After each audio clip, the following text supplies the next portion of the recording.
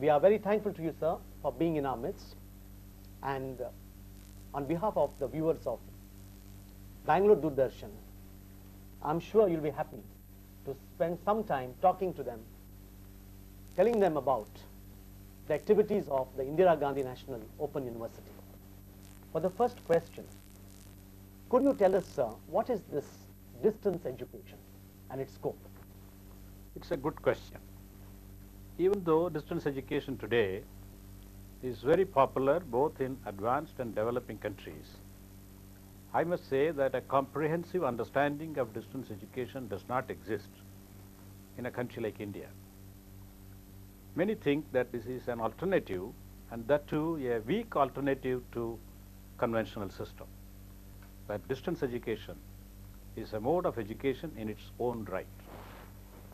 We had what we call the Gurukula system, then came the classroom system, and we have now the distance education system. In other words, it is a third stage in the evolution of education. One does not replace the other, but one adds to the other and has a role of its own.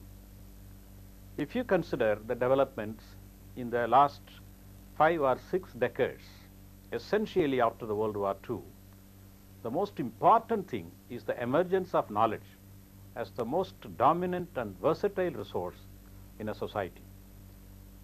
Today, more people need more education, further education. We talk in terms of universal education, continuing education, and democratization of education. There are also demands of equality of opportunity and equity in education. These concepts pose today more challenges, makes more demands on education. Conventional system is no longer in a position to meet all these demands. To give you an example, if you take the school education today, about 360,000 teachers are untrained. In other words, they are not qualified for the job that they are now doing. Now, these 360,000 teachers cannot be trained in the conventional system on a full-time basis. It will be possible for distance education to provide an opportunity for all of them. Education during the last 200 years has remained a craft. It has not made use of science and technology. It is perhaps one of the few areas where science and technology have not made much of an impact. I mean the classroom instruction. Consequently, the productivity of education has remained stagnant. It is for the first time that we make use of science and technology in education, and an increase in productivity as well as an increase in the flexibility of the system.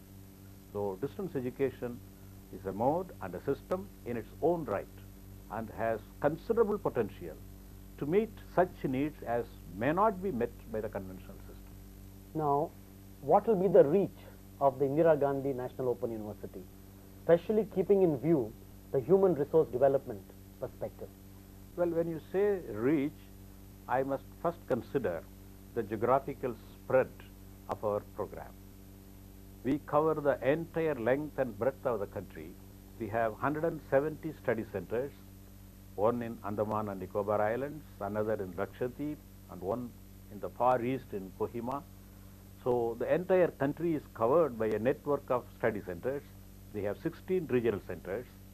We have 250 coordinators and assistant coordinators, around 7,000 counselors who provide counseling and tuition during the weekends.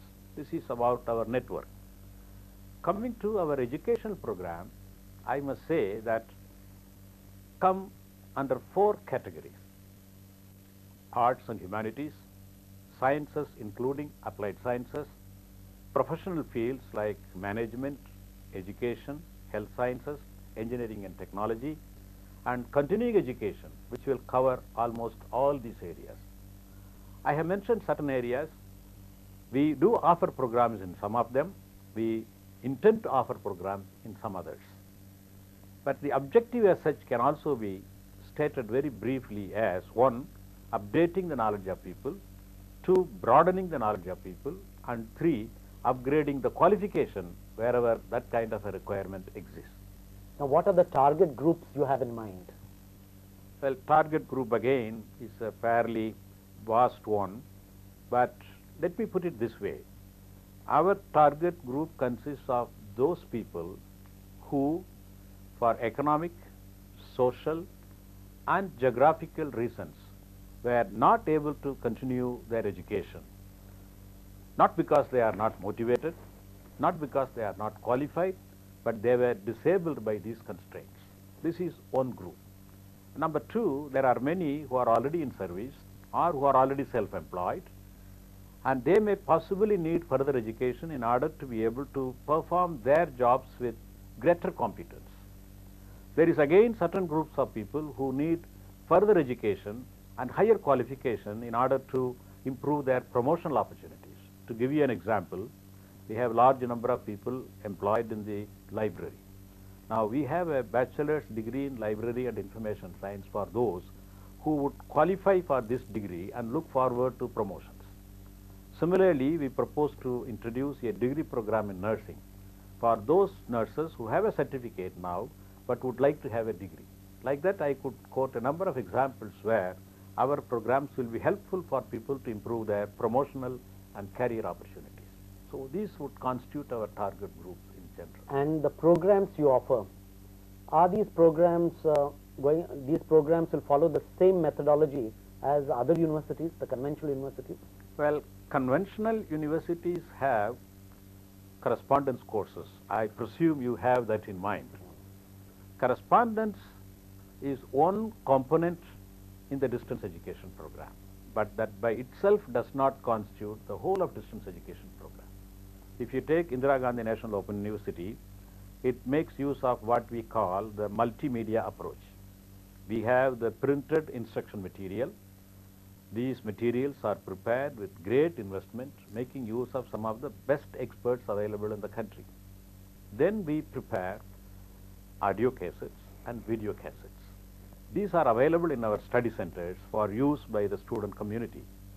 And I am sure you are aware of the fact that we now have on Mondays, Wednesdays and Fridays in our Doordarshan 6:30 to 7 IGNOU programs being telecast thanks to the assistance of the Ministry of Information and Broadcasting, Government of India. In addition to all these facilities, we have on Saturdays and Sundays counseling classes where the students will be able to meet the counselors, have some of their doubts clarified, have opportunities for discussion. So this is a comprehensive approach to education and training and not limited to instruction material alone. This perhaps makes the major difference between the programs that are being offered under the correspondence education and the program that we offer in the Indira Gandhi National Open University. We have one worry, and that worry is not without foundation, and that is this mass-based education may reduce the standards of education. Already we are afraid that the standards of education are falling. Now, where so many want to take up degrees and so many want to study, can our country cope up with this type of a problem, especially with regard to maintenance of standards of education? Well, problems of education today in the country as a whole, or for that matter in any country, are problems of relevance and quality. An educational program in a world of science and technology should have relevance, especially when you come to higher education. And obviously, it should also maintain certain level of quality, maintain certain standards. The problems of relevance and quality are not peculiar to distance education alone. It is there in the field of conventional education. You are aware of the fact that there are universities, there are colleges which provide a high quality education, and there are institutions in the conventional system where the quality is not up to the mark. So quality is not inherent in the system itself. Quality is something that we demand. We set as our requirement, as our objective, and try to achieve. Mass education and quality is another issue. I am at this point of time would like to concentrate upon quality in distance education system.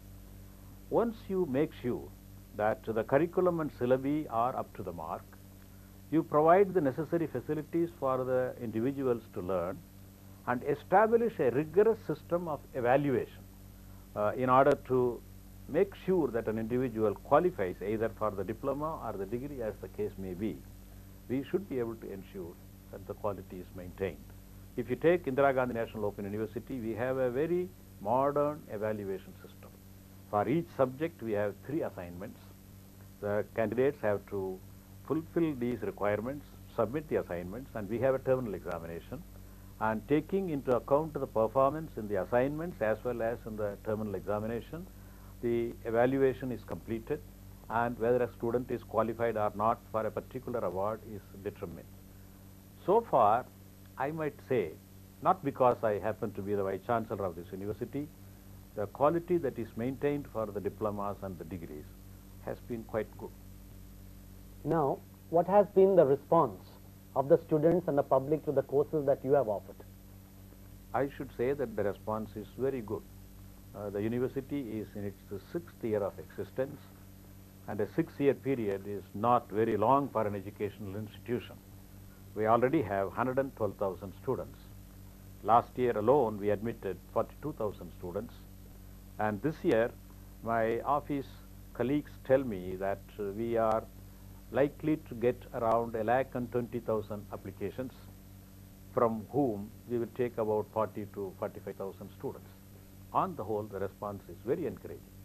Now, sir, I am sure you'd like to spend some time on this question of the role perspective of Indira Gandhi National Open University, especially in context of the correspondence courses that are being conducted by the other universities.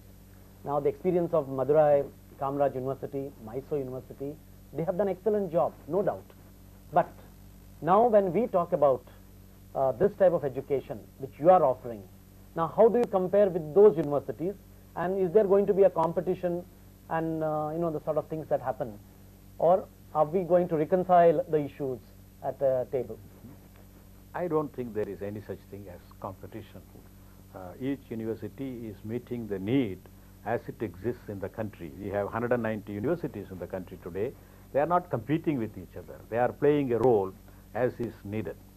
But you mentioned the role perspective of Indira Gandhi National Open University. I think here I must give you an important information. Indira Gandhi National Open University is unique as a university, even if you take the global situation.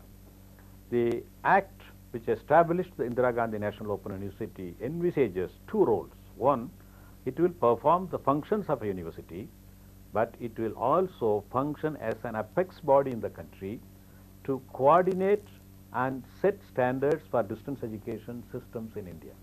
In other words, Indira Gandhi National Open University will play in the field of distance education the same role as the University Grants Commission in the field of conventional education. The university has not yet taken up this responsibility, but we are now making preparations to introduce the necessary statutes and set up what we call a Distance Education Council as part of the Indira Gandhi National Open University, in order that we bring about coordination. You mentioned duplication. It's a very perceptive observation that you have made. There is considerable duplication among the universities in the country in the field of correspondence education. For instance, you take BA. A subject like BA Economics or BA History, some 26 universities in the country are offering the same program, which means 26 universities independently prepare instruction material, print them independently, and distribute them. There is no reason why for each subject a particular university be not identified and other universities cooperate with this university. A common core is prepared, and this is being made use of either in the same language or with translation in other universities. I take an advanced country like Australia. There they have established what they call distance education centers. One university is identified for a particular subject. Only that university is funded. All others make use of this material. So therefore, Indira Gandhi National Open University should be in a position to play a role to bring about coordination and also later provide certain standards by which the quality also could be ensured in the long run. Then, sir, every state would like to have its own open university because of the demand. What is your opinion about each state having its own open university and coordinating this with the Indira Gandhi National University? It's a good question. You said every state would like to have its own university. I wish every state likes to have its own open university, because in my opinion, it is an inevitable necessity. If not today, tomorrow, the states will have to establish open universities. Earlier it is done, the better it is. Today, we offer, as far as Indira Gandhi National Open University is concerned, all our programs in English and some of them in Hindi. But if higher education is to reach people, it must be available in the regional languages also. You can well imagine that any single university will not be able to offer programs in all the regional languages of the country. So therefore, once we establish open universities in individual states and develop a network, then it will be possible to ensure that educational programs are offered under the distance education mode in the languages of the state. So it will be certainly necessary to go in for open university in each state.